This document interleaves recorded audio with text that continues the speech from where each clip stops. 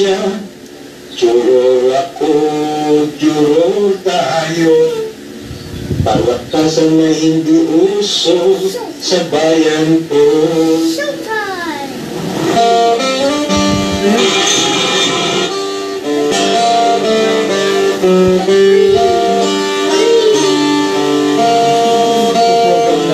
Why is the set okay?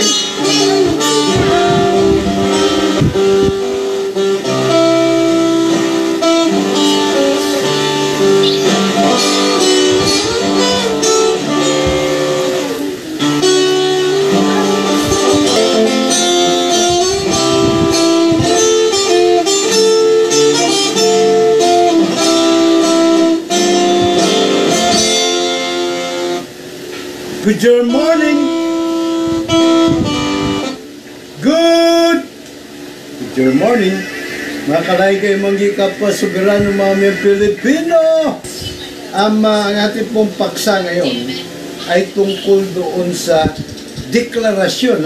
Kasi ito yung pinakahuwaran ngayon Ang pinakahuwaran ngayon sa buong mundo South Korea, of course, kasama din yung China. Hindi China, Taiwan. One China policy kasi. Sorry China, hindi pala kayo kasama sa huwaran Puro lang kayo pambobola, no? At any rate, mga kalahin kayo bakit naman huwaran ang South Korea pagdating sa giyera kontra coronavirus? Pag-usapan natin kung bakit ang South Korea samantalang mas marami sa kanila apektado, ikumpara mo sa atin sa Pilipinas, pero 243 lang nasawi sa kanila, sa atin ay 511. Ano ba ang ginawa ng South Korea ikumpara mo sa ating bansa? Korea's strategy of contact tracing might not be easy to replicate in countries with much larger populations. But the country's success with widespread testing still offers a way out for most countries that are stuck in lockdowns. So malinaw po ang estratehiya ng South Korea. Tatlong T. Trace, test, treat. Magaling ang kanilang giyera kontra corona. Hindi po sila nag-lockdown. Although, kanina nating ina-advise ang mga mamamayan nila na kung hindi kailangan lumabas, huwag na lang lumabas. Stay put sa bahay ninyo, at nang sa ganon ay hindi na masyadong kumalat ang virus hanggat hindi pa kasi natitrace lahat ng mga nagkaroon ng contact doon sa nagpositibo. Siyempre meron pang pagkakataon na siya ay maaari hindi niya alam na makapanghawa. Hindi din po sila nag-set up ng mga checkpoint. Kaya hindi gumulo ang kanilang buhay doon.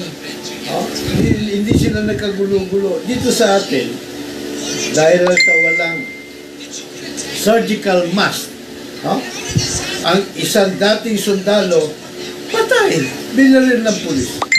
Sa Makati naman, kanina lang, dahil sa walang mask, surgical mask, yung kasambahay na nagdidilig sa mga halaman,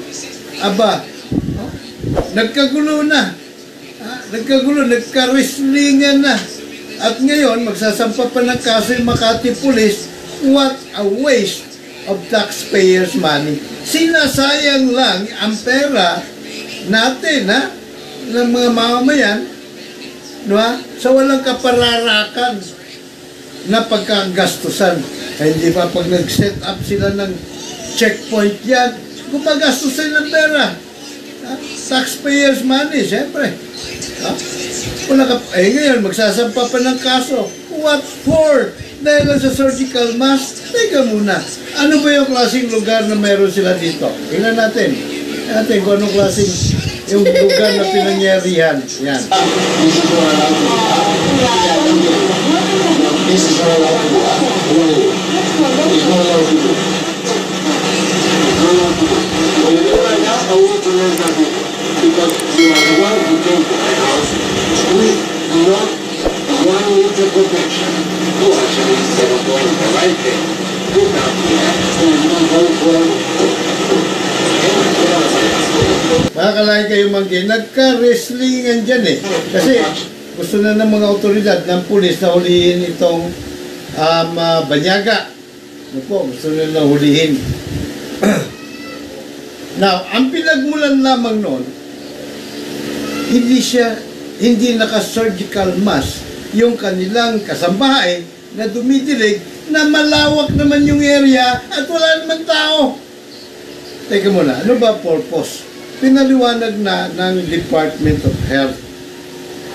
Unfortunately, medyo huli na eh. Matagal mo na pinalipas nilang panahon bago nila i-educate yung mga mamayan kung anong klaseng kalaban ang meron tayong hinaharap at kung paano ito iwasan, no ha? At kung at sasado eh. Kaya tuloy lahat, aligaga, akala nila kapag ka merong isang tao na naandoon sa labas at walang mask, eh antimano, makapanghahawa. Diba? Akala din nila, pag lumabas ka na wala kang mask, mahahawa ka na. Na para bagang nandoon lang sa airborne yung virus. Hindi naman airborne yung virus eh. Sabi ng taga-DOH, na yun din ang sinasabi ng taga-World Health Organization, kailangan meron tayong physical o social distancing na 1 metro.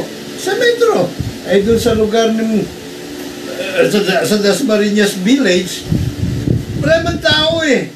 Diba? Kung meron man tao, malayo. So, walang ka-problema dapat. Yun hindi na dapat sinita ng pulis at pagbayarin na 1,000. Eh, syempre, siguro, nataranta naman yung maid. Pagpasok sa bahay, sinabi dun sa amo, eh, boss, pinagmumulta ako 1,000 eh. Eh, di ba?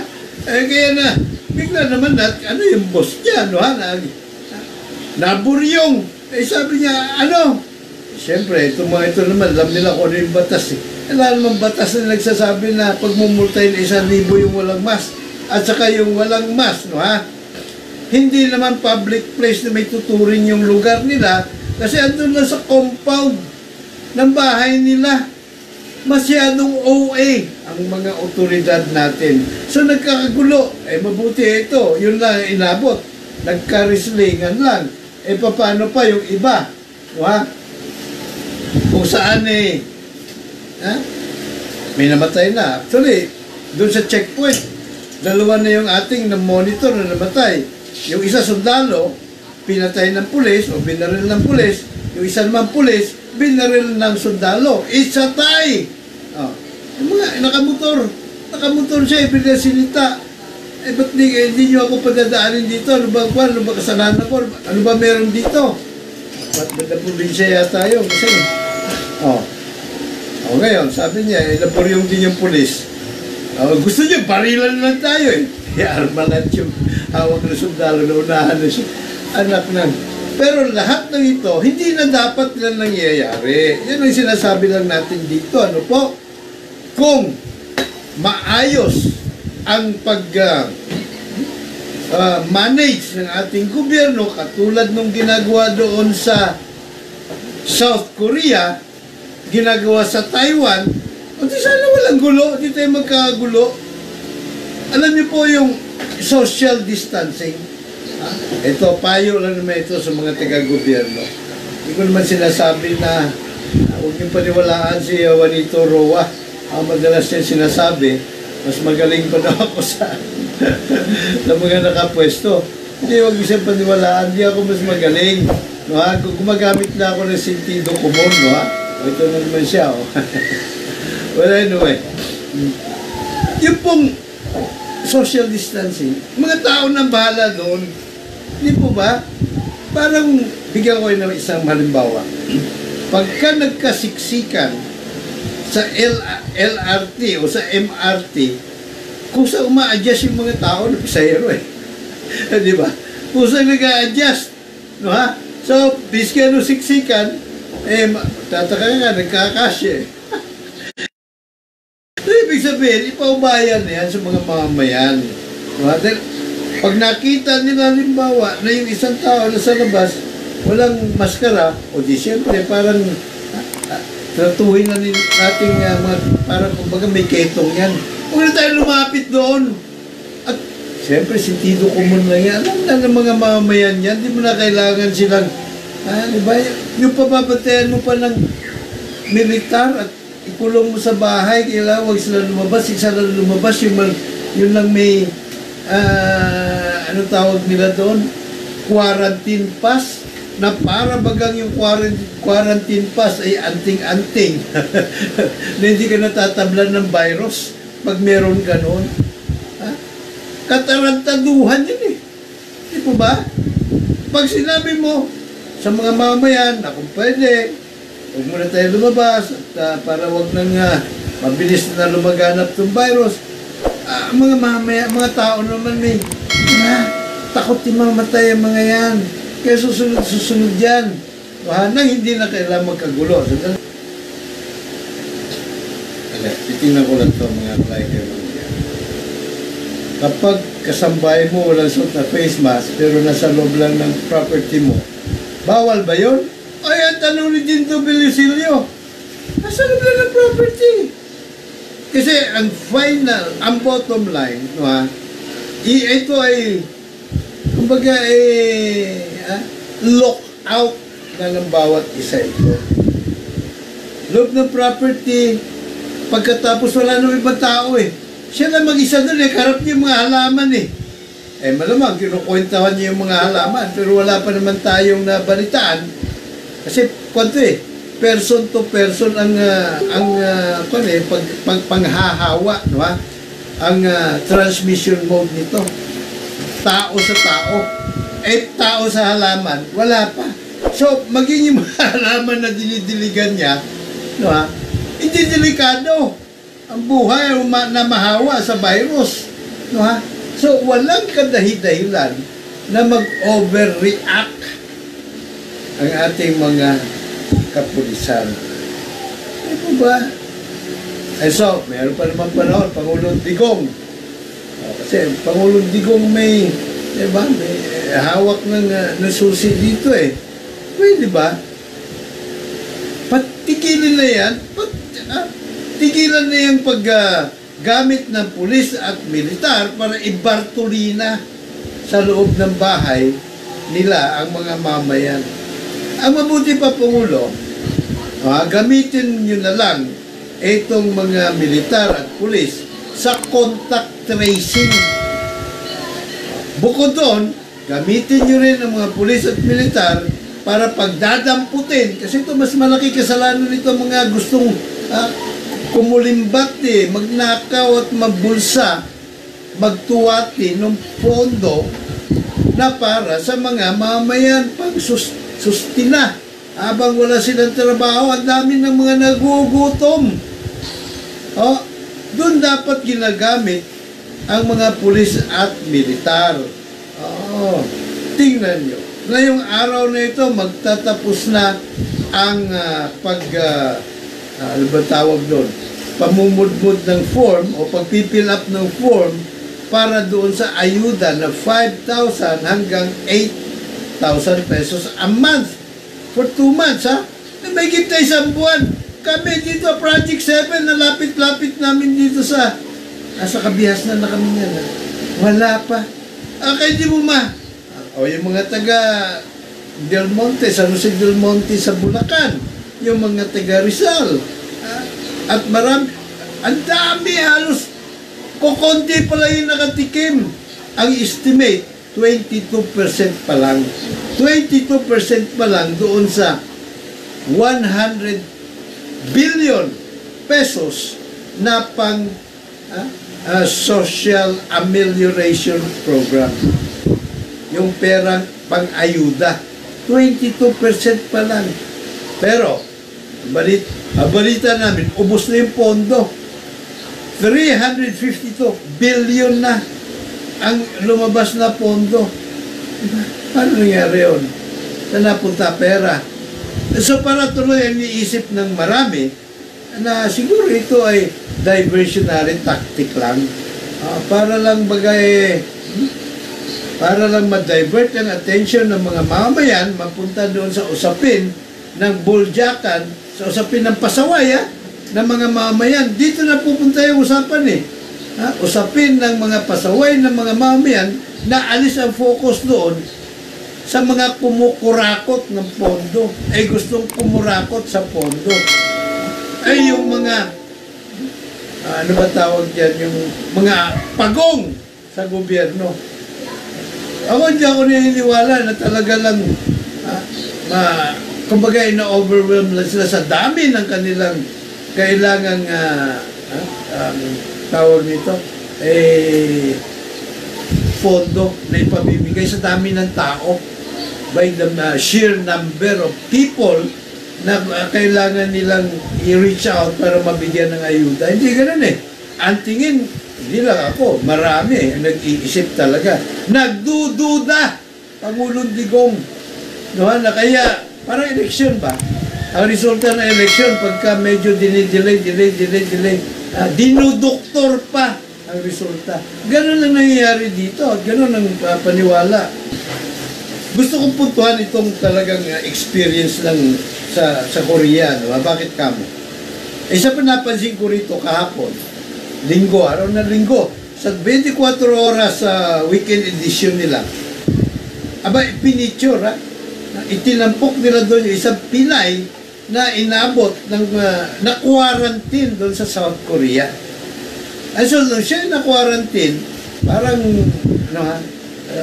isang lugar siya na nilagay, pagkatapos laking gulat niya, antimano, may ayuda na dumating sa kanya.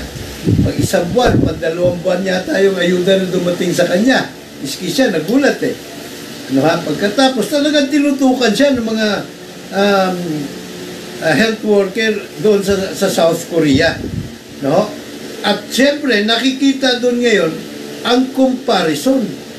Nakikita natin ang laki ng diferensya ng approach na ginagawa doon sa South Korea kung ikumpara mo sa ginagawa dito sa ating bansa. Ang system, sabi ko, mamaya, kumbaga itatrabahuin ko ito. Itong video na to, kukuha ko ng clip, para may pamahagi sa ating mga Facebook friends, sa ating mga taga-subaybay dito sa KITV Philippines. Nung nireview ko, pagkatapos ng programa, nakita ko, ano nakalagay. Kasi ito dapat, yan. Kung nag-live stream, ang 24 oras, pagkatapos ng program, naroon na yun Diba? Kung pwede mo nang i-rewind at muling panuorin, nandun na yun. Nakatenga na yun doon, nakapaskil na. Pero nakalagay dito, video unavailable. This video is private. Ano ibig sabihin nito? Bukod sa hindi mo mapapanood, kasi unavailable Diba? Ibig sabihin nito, binaklas. Diba? Binaklas. Dinilit. Dinilit. Pagkatapos, natabayan ko, kasi meron ako yung na-upload din na video, bandang madaling araw, available na. So, nireview ko, pinanood ko. Baka mukat-mukat mo Nakita ko, ang hindi ko na nakikita. Ang nakita ko, hindi ko na nakikita. Ito yung, tandaan niyo yan, pwede nyo hanapin dyan sa inyong kanya-kanyang gadget, 24 oras weekend, Express, April 26, 2020. May nakalagay pa HD, high definition. High definition naman talaga Okay. And so, inalis yung portion na yun kung saan itinampok ang Pinay na na-quarantine doon sa South Korea. Kung paano siya inalagaan doon Ngayon, kung yun ay ginawa lang ng GMA7, hindi ko alam. Kung yun ay inimbargo, hindi ko rin alam. Kung sino umimbargo, hindi ko rin alam. So dapat ipaliwanag ito ng GMA7 kung gusto nila, ano ha? Kasi wala namang batas din na magbabawal sa kanila eh. No ha? O magpapanagot sa kanila dahil in-edit out nila yung kanilang programa. Wala eh. Di ba? Wala dahilan. Pero ang akin lang na kung ito eh. Kumbaga, ano ba tawag? Malaki sana may tutulong ito sa ating gobyerno. Lalo na sa Interagency Task Force. Makakapulot sila ng diskarte. Magandang diskarte na epektibo nilang makontrol ang virus. At hindi gugulo ang bansa. Hindi tayo nagkakagulo. Hindi kamukha niya, no? May mga patayan, may mga kung ano-anong mga komusyon dyan sa, di ba? Marami sumasama ng loob, marami ang gustong dalhin sa ospital, hindi sila makatuloy dahil hinaharang sila. May mga namamatay dahil di ba? Huwag dapat ganon, ha? So, malaking kaso nga lang, baka ayaw talaga nila, ayaw ng gobyerno natin na sundin yung maayos na pamamaraan. Kasi baka kulang sila sa pang-testing. Pero alam nyo, merong alternatibo sa testing eh. O test kits na yan. Ano yung alternatibo? Mismong may katawan. Hindi po ba? Ay kung meron silang contact number dyan at lugar na paglalagakan na komportable ang tao, yung una kong mungkahi, magtayo ng mga temporary isolation facility sa bawat barangay. O kung hindi kakayanin na isang barangay, isang isolation facility, i-clustered yung 4 o 5 barangay na magkakatabi. Diba? Para yung gastos, pagtulong-tulungan nila. Kung sino ang merong, hindi naman masyadong marami bawat barangay. 1, 2, 3, 4, 5. Sobrang dami na nun, no po? So, pag ang isolation facility, dyan lang sa malapit lang, pwedeng puntahan ng mga kamag-anak, yung kanilang kaanak na nagkasakit, para mabigyan ng moral support. Huwag bumaba ang kanyang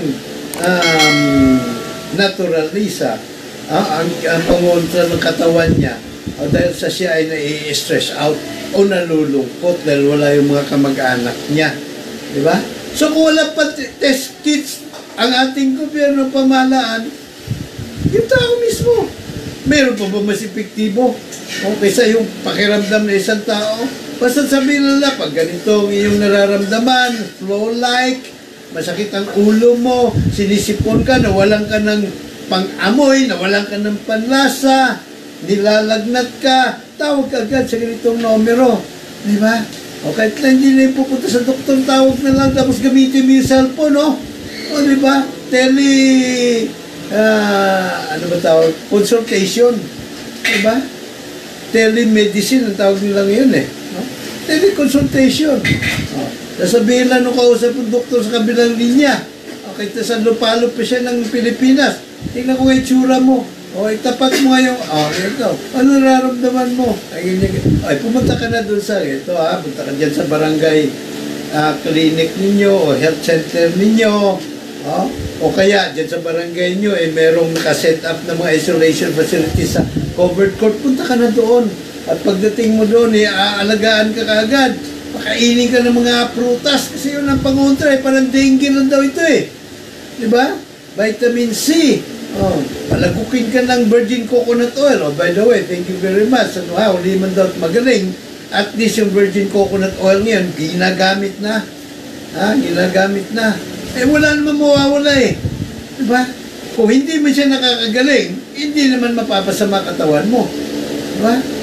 Ang katawan ng kahit na sinong tao. So, yan. Inurin po ninyo wala. So, ang duda ko, may umimbargo. Pero may barko, alam mo naman tayo hindi naman masama yung magdududa Diba? Opinion yun Diba? In fact, nakakatulong pa ngayon. Yan kung makinig ang kinauukulan. Pangulong Digong, baklasin na ninyo yung mga checkpoint na yan. Hindi nakakatulong yan. Lalo lang lumalala, lalo na nagkakagulo-gulo tayo. Tuloy, iniisip ng iba, ulitin ko ulit, iniisip ng marami nag-iisip ng ganyan Pinagugulo lang nila yung sitwasyon, diversionary tactic, para ang focus ng attention ng mundo, ng buong mundo na nakasubaybay. Kasi social media ngayon, talagang ang daming mga lumulutang na mga balita at impormasyon. So pinagugulo nila para ang focus mapunta doon sa mga pasaway daw ng mga mamayan. Hindi maalis yung focus doon sa mga ayuda na nauubos na yung bilyones, landang bilyon, hindi pa nakakatikim ang marami. Mas higit sa kalahati ang hindi nakakatikim. At by the way, ang napapabalita ngayon, pinakamalaki na yung kalahati, kalahati sa mga karapat dapat bigyan ng ayuda. So hindi pa 100% yun. Kung halimbawa 40 o 80% lang sa isang barangay, para barangay tayo, para mas maliit yung ating point of reference, mas madali nating mahusgahan. Kumbaga, kung merong 100 na kwalipikado sa isang barangay, ano po? Not kwalipikado. 100 pamilya, halimbawa, sa isang barangay. Ano po? 80 lang doon, 80% halimbawa, yung kwalipikado. 80% ng mga pamilya, o 80 kapamilya, 80 families, ang kwalipikado na makatanggap ng ayuda mula sa DSWD. Out of 180 families na kwalipikado. Out of 80 families na isusumitin ng barangay doon sa kanilang LGU at isusumitin ng mga LGU doon sa DSWD, daming pasahan di ba? Pwede namang i-3-point shot o kani-kanino pa pasa-pasa kaya tuloy naaagaw ng kalaban ng bola. Kwarta pala. Di ba? So, out of 80 families, aaprobahan ngayon ng DSWD, 40 lang. Sipin mo yun, 40 lang.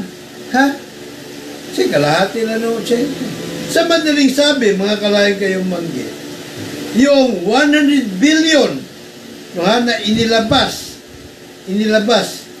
ng Kongreso o ng DBM, kung nailabas na nga, at ang bibigyan mo lang ay ganun lang kadaming pamilya, maraming sobra. Saan nyo naman dadalhin yan? Ang daming nangangailangan, ang daming nagugutom, tinatsani, yun ang salitang kali, tinatsani yung pera. Binabarat nyo ang sambayan ng Pilipino. Ano ba naman kayo? Ayun ba? May nakita ba kayo? Wala, di ba? Wala, dahil wala talaga Talaga inedit nila At any rate, mga kalayan kayo, manggi, ano po, hanggang dito po muna natin palatuntunan. O pa rin po nyo lagi nakandang maglingkod. Kikiratis lagari po lamang.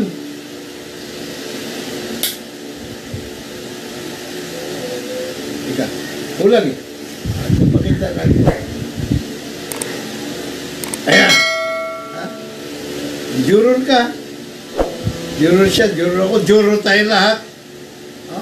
Tayo taga-husga ng mga kaso. Nako, palakasan sa hukuman, hindi na uso. Itong mga salot na kurakot sa gobyerno, madaling mabubukot, madaling makakalap. Lahat tayo mga soberano mamayang Pilipino, ligtas at mauulad ang buhay. Ligtas at asensado.